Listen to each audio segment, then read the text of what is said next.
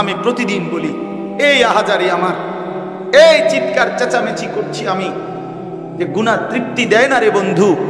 এক গ্লাস পানি তৃপ্তি দেয়, এক সাগর মদ তৃপ্তি দেয় না। একজন হালাল স্ত্রী, একজন বিবি তৃপ্তি দেয়, আর তামাম পৃথিবীর নর্তকী নারী উলঙ্গ করে দেখালেও সেই যুবকের তৃপ্তি হয় না। গুনাহ সুখ দেয় না, গুনাহ তোমার শান্তি দিবে না, গুনাহ তোমার জীবন নষ্ট করে দিবে, একদিন যৌবন শেষ করে দিবে, শেষ পর্যন্ত তোমার জাহান্নামের অঙ্গার বানায় দেবে। আল্লাহ আমাদেরকে মাফ করে দেন, আল্লাহ আমাদের ছেলেদেরকে মাফ করে দেন, আল্লাহ আমাদের বাবাদেরকে মাফ করে দেন। বাবারা, আপনাদেরকেও বলি, বাপ আপনারা 60 বছর বয়স অহনো বিড়ি গান, যারা এই বদ অভ্যাস ছেড়ে দেন। আপনাকেও খাচ্ছত খারাপ, বিড়ি খাই না কাকা, আপনার অভ্যাস খারাপ, আপনার লক্ষণ ভালো না। 60 বছর কাকা অহনো বিড়ি গান, আপনি মরবেন কোন দিন, বিড়ি খানা ছাড়বেন কোন দিন? আপনি কি 600 বছর বাঁচবার লাইন মানে প্ল্যান নিয়ে আসছেন না? কথা বলেন না কেন?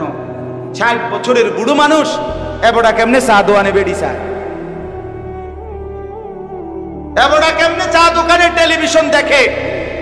এই বুড়া মিয়ার শরম আইব কোন দিন? এই বুড়া মিয়ার লজ্জা আসবে কোন দিন? বলেন, ওমা কি আশ্চর্য! কি তো 60 বছরে বেটার শরম আইলো না? হায় হায় রে জেডা রে, কি জেডা রে, এটা শক্ত জেডা, শক্ত না এটা, ওইটা কেমন কথা? এবারে এখনো বিড়ি খায় কেন? আস্তাগফিরুল্লাহ, আস্তাগফিরুল্লাহ, আস্তাগফিরুল্লাহ। আল্লাহ মাফ করে। আমার সমুন্দি, আপনার আমার আপন সমুন্দি, সমুন্দি বুঝেন না? বউয়ের বড় ভাই, এ বেচারার ছেলে 5-6 বছর হবে, ছেলেটা অসুস্থ হয়েছে গতকালকে। ছেলেটারে নিয়া, এই ছেলেটা মানে একটু বমি বমি ভাব, বারবার কিছু খাইতে চায় না, এই কদ্দুর অসুস্থতার কারণে। এক বাবার কলিজার ব্যথা দেখলাম, সারাটা রাত তারে বুকে জড়ায় ধইরা উনি বসে রয়েছে আমার ঘরে, সারাটা রাত। সন্তান আজকের একটা দিন খায় না। এই জন্য বাবার কলিজায় যদি এই ব্যথা হয়, তাইলে এরকম ব্যথা তো প্রত্যেকটা বাবার সন্তানদের প্রতি, ঠিক কিনা বলেন না? সেই সন্তান যে জাহান্নামের আগুনে জ্বলবে আপনি টের পান না। 365 দিনের এক বছরে ছেলেটা কোনোদিন ফজরের নামাজ পড়ে নাই, অথচ এই ঘরে মা বাপ ঘুমায়, ছেলেটা সেই ঘরেই ঘুমায়। এই মা বাপ কেমনে রাত কাটে? এই মা বাবার ঘুম আসে কেমনে? এই মা বাবা ভাত খায় কেমনে? ভাত তো খায় না, শুধু বনও খায়, বিড়িও খায়, চাও খায়, টেলিভিশনে নাচও চায়। আমরা শরীরের রং, আমরা বিদেশ টিয়া পাড়ায়, আমরা বন খায়, বুঝেন না কথা? আল্লাহ রহমতে তারা 3 জন বিদেশ, তাগো টেহা দিয়া ভাই বিল্ডিং করেন, ভালো ইট কিনেন 1 নম্বর, কারণ ফিটা তো খাইবেন 1 নাম্বার। দুর্বল ইট লাগাইন না, নাম্বার ইট লাগাই। আস্তাগফিরুল্লাহ, আস্তাগফিরুল্লাহ। ছেলের নামাজ, স্ত্রীর পর্দা আল ছেড়ে দিছে, ডাইরেক্ট বলে ফেলে। কইছি, অতই কইছি, হুজুর শুনে না। যে শুনে না তার জন্য ঘর বানাইলেন কেন? যে মালিকের সেজদা করে না, এই নাফরমান ডাকাতের জন্য সোফা বানাইলেন কেন? যেই মেয়ে পর্দা করে না, এই বেহায়া বেশরমের জন্য আপনি ঘর সাজাইলেন কেন? কথা বলেন না কেন? আল্লাহর দুশমন যে, সে আপনার দুশমন না? কথা বলেন। বলে আমি বলি না আপনারে বাইর করে দিতেন, মানে আপনি হাল ছাড়লেন কেন? আমার দুঃখ এটা। এবারে কয় আর কয় না, হইতো না হুজুর, আর হইতো না। আপনার ছেলে, আপনি হাল ছাড়বেন কেন? কোন বাপ কি তার সন্তানের চিকিৎসা বন্ধ করে দেয়? কথা বলেন না কেন? আতুর হোক, লুলা হোক, পঙ্গু হোক, প্যারালাইজড হোক, বিকলাঙ্গ হোক, বোবা হোক, বধির হোক, আমার ফুট, ঠিক কিনা বলেন না কেন? আমার ফুট, আমার ফুট কি আমি হালাই দিতার? তাহলে আমার সন্তান আমি ফেলে দেব কেন? আমি হাল ছাড়বো কেন? মানুষে না বলুক, আমি বলবো না কেন? এই জন্য বাপ, আমার কথার খোলাসা এটা, আমার মূল বক্তব্য এটাই, আপনাদের এই অঞ্চলে আপনাদের কাছে আমি অনুরোধ করে গেলাম, বাবারা মারা ছেলে মেয়ের নামাজ, ছেলে মেয়ের আখলাকের দিকে আরো বেশি ফিকির করেন, আরেকটু চেষ্টা করেন, হাল ছেড়ে দিয়েন না। আর যুবক ভাই, তোমাদের কাছে বলি, আমার কথা বাবা যদি গুরুত্ব নাও দেয়, মনে করো মা যদি গুরুত্ব নাও দেয়, তুমি তোমারে নষ্ট করো, তুমি তোমারে বরবাদ করো না ভাই। অনুরোধ আমার, এ ছেলে তোমাদেরকে বলি, বাপ তোমাদেরকেও বলি, হযরত ইব্রাহিম আলাইহিস সালামের মা বাবা দুইজনই মূর্তি পূজক ছিলেন, ছিলেন কিনা? কিন্তু ইব্রাহিম আলাইহিস সালাম তাদের সামনে মাথা নোয়ায় না।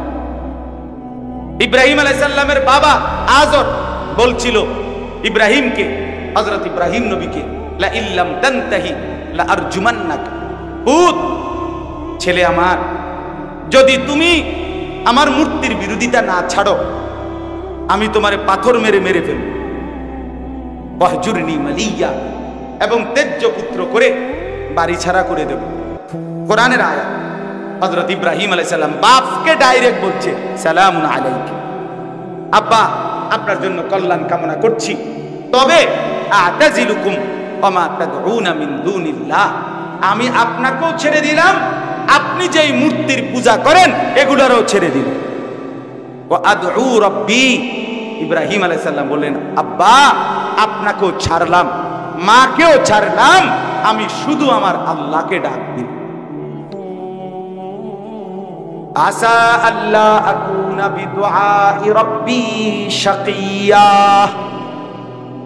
ইব্রাহিম আলাইহিস সালাম বললেন, আব্বা শুনে নেন বাপ আমার, আমি বিশ্বাস করি আমার সেই আল্লাহকে ডেকে কেউ কোনোদিন বঞ্চিত হয় না।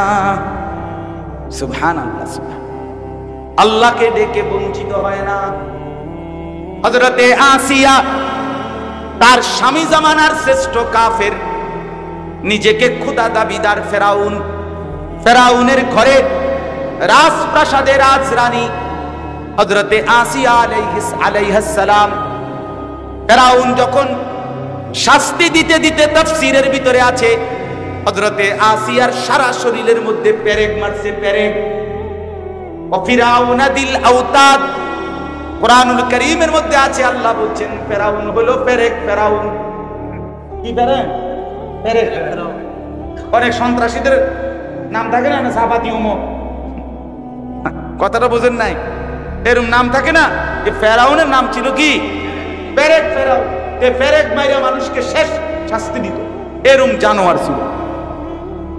কোরআনে আছে, আল্লাহ বলেন তো হযরতে আসিয়া এই পেরেক মারছে আর সারা শরীরে।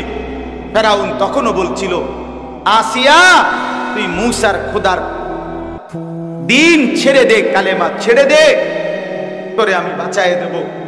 হযরতে আসিয়া বলছিলেন, ফেরাউন বাদশাহী ছেড়ে দিলাম, তোর মতো স্বামী সম্রাট ছেড়ে দিলাম, রাজ রানীর মর্যাদা ছেড়ে দিলাম, রাজপ্রাসাদকে ছেড়ে দিলাম ফেরাউন, কিন্তু খোদার কসম আল্লাহকে ছাড়া যায় না, আল্লাহকে ছাড়া যায় না। যুবক, মাকে বলিও, মা গহনা ছেড়ে দিও, অলংকার ছেড়ে দিও, রাস্তার পুরুষকে নিজের যৌবন দেখানো ছেড়ে দিও। বোন, আল্লাহকে ছেড়ো না, আল্লাহকে ছেড়ো না, আল্লাহকে ছেড়ো না। দেখায় দিছে যে স্বামী আমার শ্রেষ্ঠ কাফের ছিল, আমি সেই ঘরে থাইকা আমার ঈমান বাঁচাইছি। ইব্রাহিম দেখায় দিছে আমার মা বাপ কাফের ছিল, আমি সেই ঘরে থাইকাও আমি আমার আল্লাহর প্রতি ঈমান ঠিক রাখছি। তুমি নষ্ট হইবা কেন? তোমার মা তো মুসলমান, তোমার বাপ মুসলমান, তোমার দাদা মুসলমান, তোমার দাদি মুসলমান, তোমার নানা মুসলমান, তোমার নানি মুসলমান, তোমার জন্মের পরে ডান কানে আজান শুনাইছিল, নর্তকীর নাচ গান শুনায় নাই। এই ছেলে বেটা, তোরে বেটা জন্মের পরে মোবাইলের দৃশ্য দেখায় নাই, তোর মনিবের আজান শুনাইছিল, তুই ভুলে গেলি কেন আজান? কান নষ্ট করে দিলি কেন বাপ? চোখ নষ্ট করে দিলি কেন বাপ? আল্লাহকে ছেড়ে কখনোই তৃপ্ত হয় না। মুসলিম শরীফের হাদিস, নবীজি বলছেন, আ'দারাল্লাহু ইলা ইমরিইন আখখারা উমরাহু হাত্তা বালাগা 60। নবীজি বলছেন যাকে আল্লাহ 60 বছর হায়াত দিছে, বিশুদ্ধ হাদিস, কিয়ামতের দিন সে যদি দুনিয়ায় জাহান্নাম থেকে নিজেকে বাঁচাইতে না পারে, জান্নাতের আমল করতে না পারে, আল্লাহর রাসূল বলছে, বিশ্বাস করেন বা নবীর হাদিস, আল্লাহ তাকে কিয়ামতের ময়দানে কোনো কথা বলার, কোনো কারণ দর্শাইবার সুযোগ দিবে না, মানে কার করাইয়া পিটা দিবে, মানে দাঁড়াইলেই আল্লাহ ফেরেশতাগুলো শুধু ফিট, যেটারে ফিটো, হ্যাঁ হ্যাঁ শুধু ফিটালো, আ'দারাল্লাহু হলো সালবে মা আখাস, বুঝছেন না, বাবে ইফআল, অর্থাৎ কোনো উযর রাখবে না, কোনো কিছু বলার কি দিবে না সুযোগ। 60 বছরে কত রোদ, কত বৃষ্টি, কত রাত, কত দিন, কত লাশ, কত কবর, কত দাফন দেখলো এই লোক, কি কম দেখছে? কথা বলেন না। এত কিছু দেখার পরেও যেই বুড়ো চাচা জীবনটা সুন্দর করলো না, এবারটা ভালো হইব কেমনে? তাহলে এবারে ফিরতো নাকি কারে ফিরবো? তাহলে হ্যাঁ সুযোগ দিবে না, হাদিসে নবী বলছে সুযোগ দিবে না। কোরআনে আছে ওয়ালাম্মা বালাগা আশুদ্দাহু ওয়া বালাগা 40 সানা, বয়স 40 হয়ে গেলে আল্লাহ বলছে দুনিয়া গুছায় ফেলো, পুরা মনোযোগ আখিরাতের দিকে ফিরাও, দোয়া শুরু করে দাও, রব্বি আউজি'নি আন আশকুরা নি'মাতাকাল্লাতী আন'আমতা আলাইয়া ওয়া আলা ওয়ালিদাইয়া ওয়া আন আ'মালা সালিহান তারদাহু ওয়া আসলিহ লি ফি যুররিয়্যতি ইন্নী তুবতু ইলাইকা ওয়া ইন্নী মিনাল মুসলিমিন। আল্লাহ আমার আর আমার আব্বা আমারে যত নিয়ামত দিবেন শুকর আদায়ের তৌফিক দেন, দিবেন বহুত দিবেন, 40 বছর, এবার এগুলোর শুকর আপনার অনুগত হওয়ার তৌফিক দেন, যেই আমল করলে আপনি খুশি হইবেন এখন থেকে আল্লাহ বাকি হায়াত ওই আমলের তৌফিক দেন। আল্লাহ জিফুদ গুণ কদ্দুর ঠিক করে দেন, আমি বিগত গুনাহ থেকে তওবা করলাম, আমি মুসলমানদের একজন হতে চাই। আল্লাহ বলছে গুছায় লাও, দুনিয়া গুছায় লাও, সন্ধ্যা হয়ে গেছে, দোকান শাটার ফেলে দাও, দুনিয়া গুছায় ফেলো, আখিরাতের প্রস্তুতি নাও। আল্লাহ আমাদেরকে তৌফিক দান করেন। চলেন এবার তরজমা বলি, শেষ তরজমায় বলবো শুধু আমি। আল্লাহ তাআলা এই 90 নম্বর আয়াতে এতক্ষণ ওয়াজ করছি, আমরা কত কিছু কত কথা বলছি, এই আয়াতটা আল্লাহ বলেন বান্দা শুনো, আমি আল্লাহ স্বয়ং ওয়াজ করলাম। কে? ইয়াইদুকুম ইয়াইদুকুম, আল্লাহ বলেন আমি ওয়াজ করি। এই জন্য ওয়াজ আল্লাহ তাআলা বলেন, আল্লাহ বলেন ওয়াজ আমি করছি। কে করছে? এই আল্লাহ নিজে ওয়াজ করেছে। রাসূলুল্লাহ সাল্লাল্লাহু আলাইহি ওয়াসাল্লামের সাহাবীরা, হাদিস স্পষ্ট আছে, নবীজির বেলায় সাহাবীরা ব্যবহার করছে ওয়াদানা রাসূলুল্লাহ সাল্লাল্লাহু আলাইহি ওয়াসাল্লাম, রাসূলুল্লাহ সাল্লাল্লাহু আলাইহি ওয়াসাল্লাম আমাদেরকে ওয়াজ করলেন, সাহাবীরা বলছে। এই জন্য ওয়াজকে ওয়াজ বলা কোরআনের শব্দ, ওয়াজকে ওয়াজ বলা হাদিসের শব্দ, প্রোগ্রাম বলা এটা কোরআনের শব্দ না। ওটা নতুন আধুনিক, আজকে প্রোগ্রাম করতে, আমার তো আজকে 2টা প্রোগ্রাম, বাপরে প্রোগ্রাম, প্রোগ্রাম মানে খানার অনুষ্ঠান, প্রোগ্রাম ওগুলা বুড়া দুরা আগের দিনের অসল হুজুর যারা করা করছে ওয়াজ, এখন তো আমরা প্রোগ্রাম করেন প্রোগ্রাম করেন, আমি অনওয়াজে করি, আপনি প্রোগ্রাম করেন। আমি আজ পর্যন্ত কোনোদিন বলি নাই আলহামদুলিল্লাহ যে আজকে আমার প্রোগ্রাম, তোর প্রোগ্রামের খেতা গিলে বেড়া, প্রোগ্রাম কি তা? রব্বুল আলামিন বলেন ইয়াইজুকুম, আমি ওয়াজ করছি, এর চাইতে উত্তম শব্দ আর কি হতে পারে? সাহাবীরা বলছেন ওয়াজানা রাসূলুল্লাহ, রাসূলুল্লাহ ওয়াজ করলেন, এর চাইতে উত্তম শব্দ আর কি হতে পারে? তাহলে এটা কার ওয়াজ? আল্লাহ। আল্লাহ বলেন বান্দা আমি তোমাদেরকে 6টি বিষয়ের ওয়াজ করছি। কয়টি বিষয়? 3টি করবা, 3টি ছাড়বা। 1 নাম্বার ইন্নাল্লাহা ইয়া'মুরু বিল আদল, আল্লাহ তাআলা বলেন আমি তোমাদেরকে সর্বক্ষেত্রে ন্যায়পরায়ণতা, ইনসাফ। আমার এক ভাই, আপনি লম্বা সময় ধরে মোবাইল টিপতেছেন, আপনারে অনুরোধ করছি আপনি মাদ্রাসার ভিতরে গিয়া মোবাইল টিপেন। আপনার এতগুলো কথা বলার পরেও আপনার খামখেয়ালি গেল না, আল্লাহ আপনার উপরে রহম করেন, আল্লাহ আপনার উপরে দয়া করেন। আল্লাহ যেন আজকের পুরা মাহফিলের উসিলে আপনারে হেদায়েত দেন। আশ্চর্য আশ্চর্য। ইন্নাল্লাহা ইয়া'মুরু বিল আদল, আল্লাহ তাআলা বলেন আমি তোমাদেরকে তিনটি আদেশ করছি। এক নাম্বার, সর্ব অবস্থায় ইনসাফ, ন্যায়পরায়ণতা। কখনোই বেইনসাফি, জুলুম করবে না। আদল, ন্যায়পরায়ণতা যেন তোমার মধ্যে সর্বদা থাকে। তাহলে এক নাম্বার কিসের আদেশ? ন্যায়পরায়ণতা। বলেন না কি? দুই নাম্বার ওয়াল ইহসান, ওই যে এই আল ইহসান, আল্লাহ বলেন আমি তোমাদেরকে আদেশ করছি সর্বাবস্থায় অপরের প্রতি দয়া, অপরের প্রতি সহমর্মিতা, অপরের প্রতি কল্যাণের। তুমি সর্বদাই অপরের প্রতি দয়া করবে। তিন নাম্বার ওয়া ইতাইদিল কুরবা, সর্বাবস্থায় আত্মীয় স্বজন যারা, তাদের হক আদায় করবে, তাদের সাথে উত্তম আচরণ করবে, তাদেরকে দান সদকা করবে, তাদেরকে আদর আপ্যায়ন করবে, তাদের খোঁজ খবর রাখবে।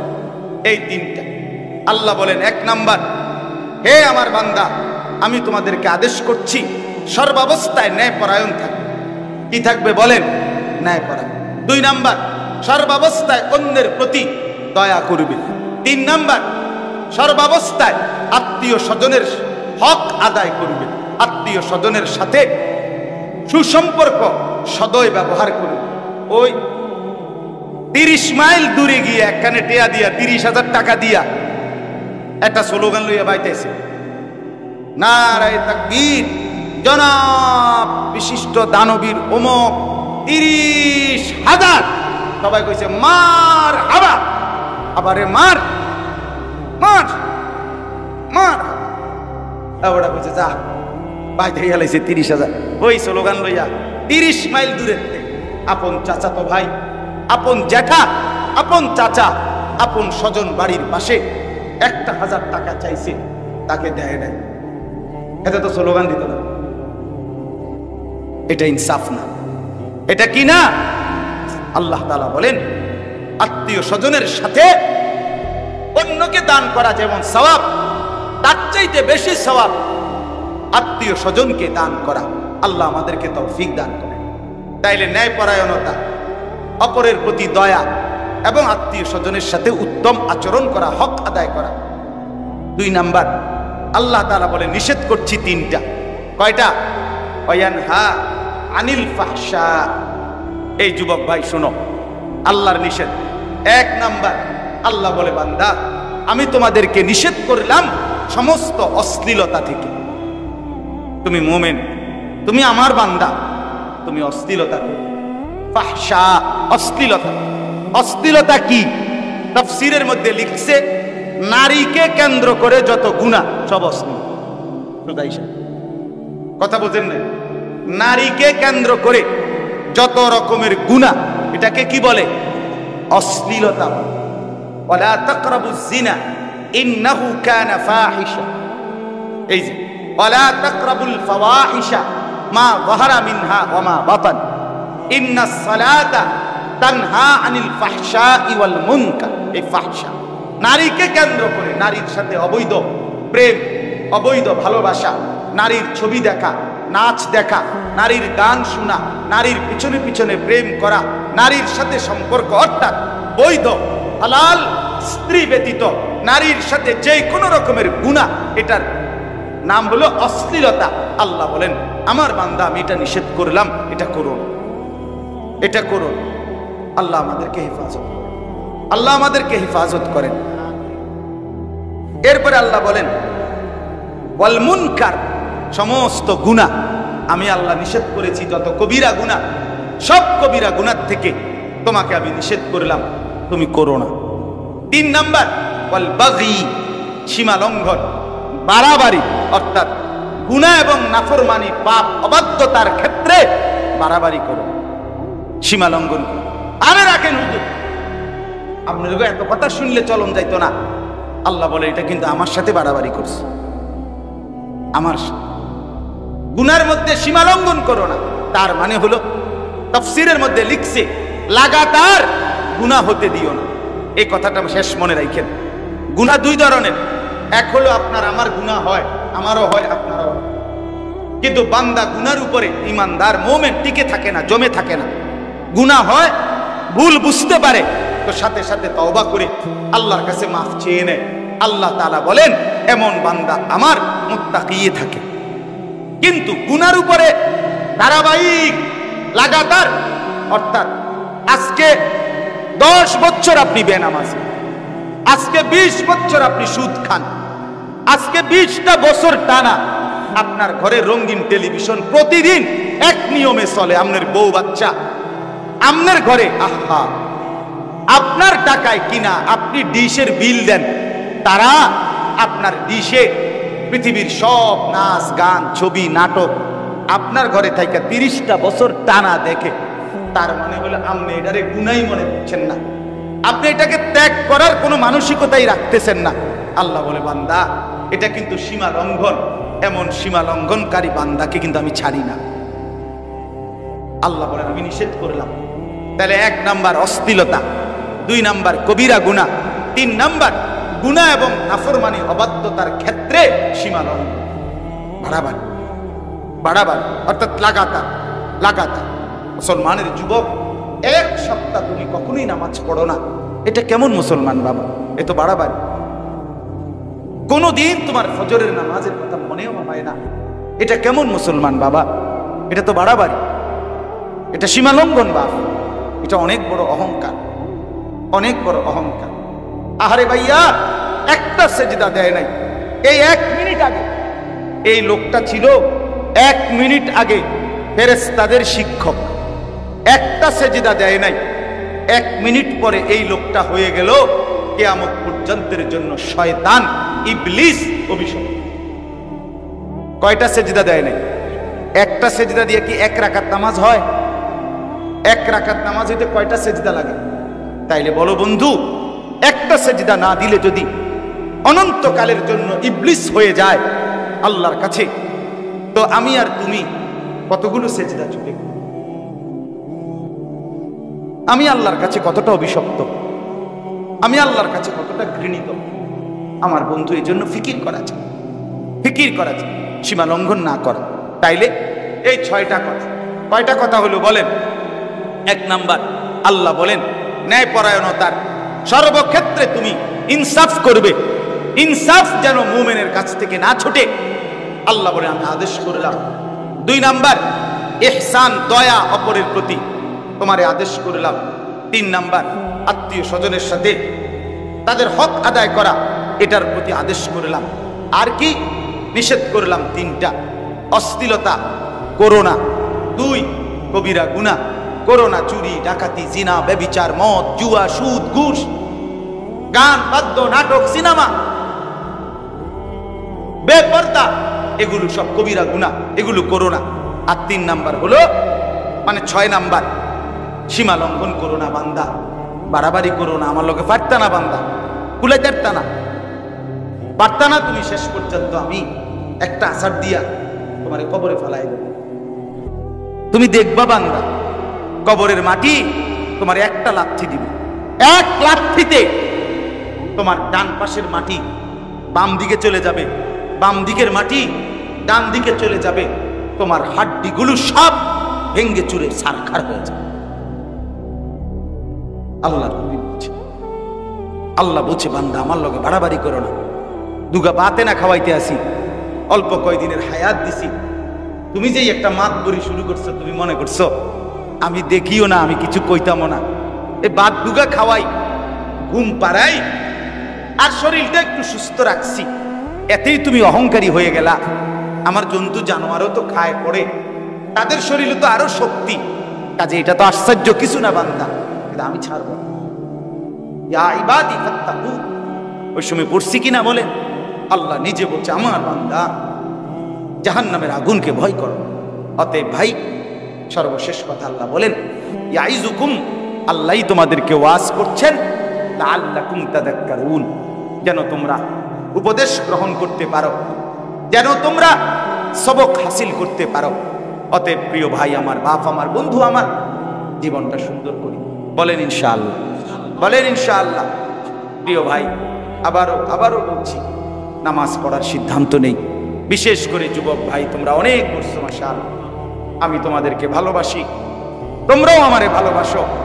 ভালোবাসার এই সম্পর্ক, মহব্বতের এই তাৎক্ষণিক আবেগের এই অনুভূতি শুধুই আল্লাহর জন্য।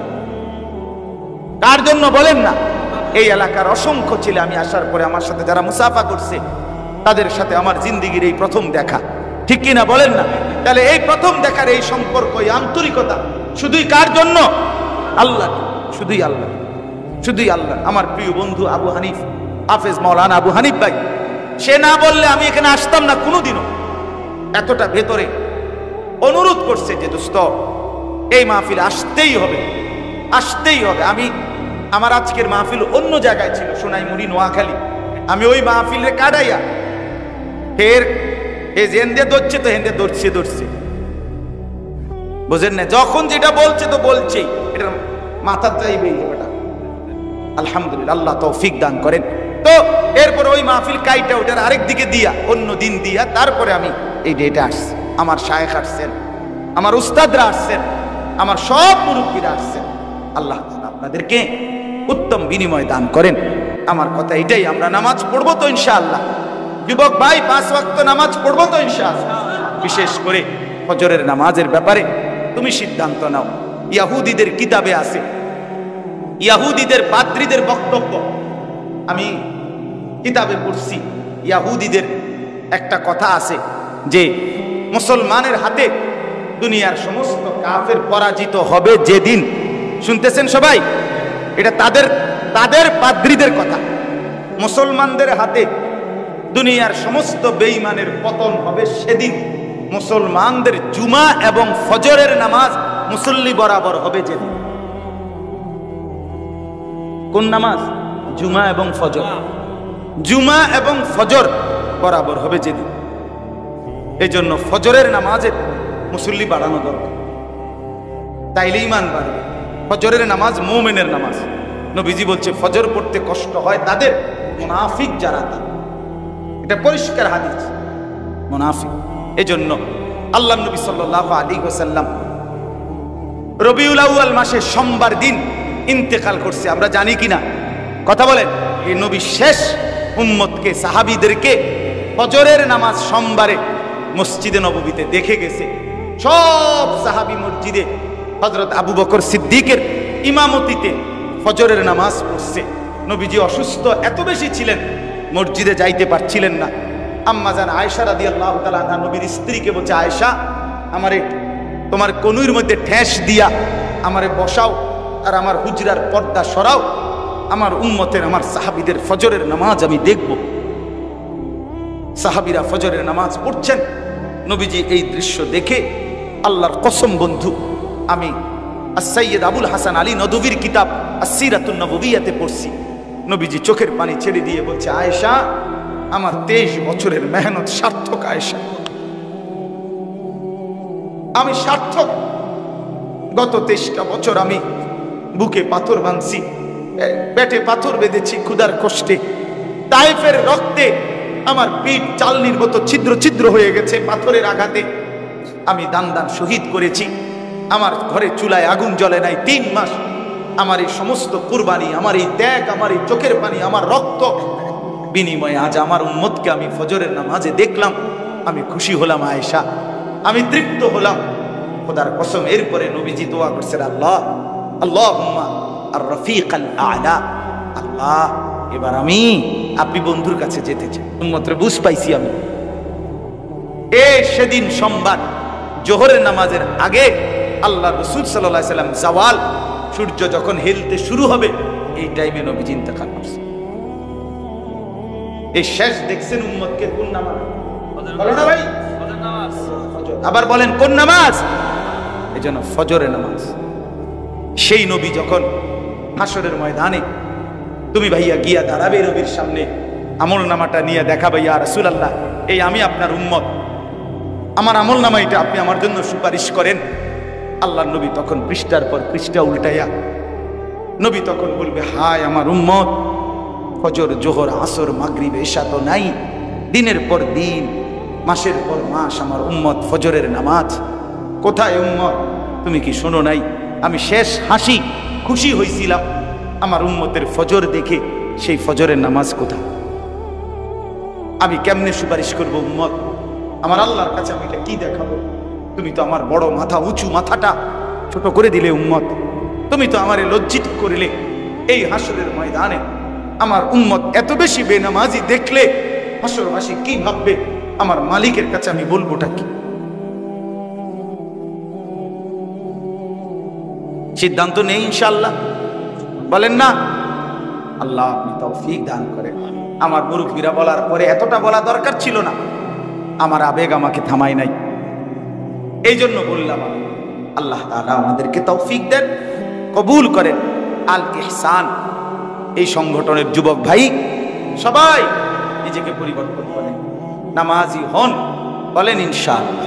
আল্লাহ তাআলা তৌফিক দেন, কবুল করেন, আমিন। সুবহানাল্লাহ।